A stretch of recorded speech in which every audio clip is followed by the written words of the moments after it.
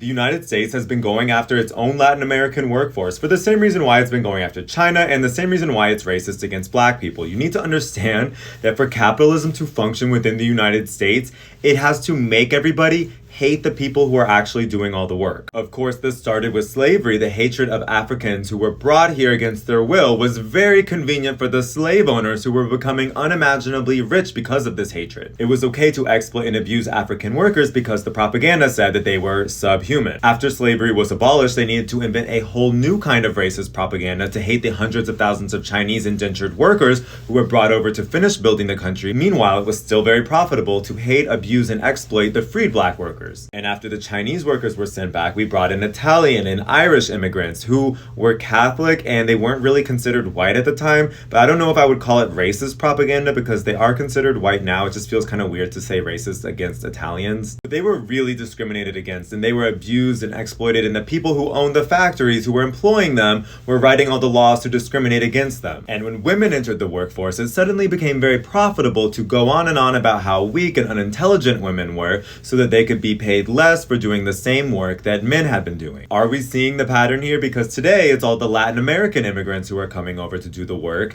and it's very conveniently profitable for the people who are hiring them to say, oh, don't give them documentation. Don't let them come over easily the legal way. We want to be able to hire them and not have worker protections get in the way and not have minimum wage, pesky things like that. These are all criminals. They don't deserve legal rights and documentation. But there's one group that cracked the code. Right now in the United States, so many companies use Chinese labor to profit off of, to make all of their products. You go to Walmart, you shop on Amazon, and everything there is made by Chinese workers. But the only difference is they're all in China. All the factories are in China. Chinese people studied Karl Marx and they learned what everybody already knows, and that's whoever owns the means of production has the power. Whoever owns the factories has the say. And now they finally have a say, and that's why the United States government hates them. 50 years ago, China made a very difficult decision. They allowed all of the greedy Western capitalists in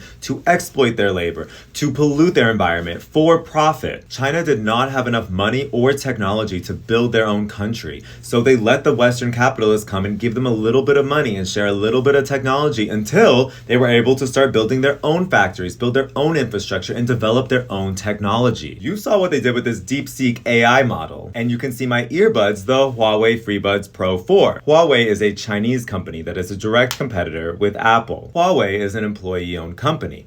Apple is owned by the rich and powerful in the United States, like the politicians who banned Huawei because it's a direct competitor with the company they own shares in. Apple. Apple is currently being sued by the Democratic Republic of Congo for using minerals from slave mines.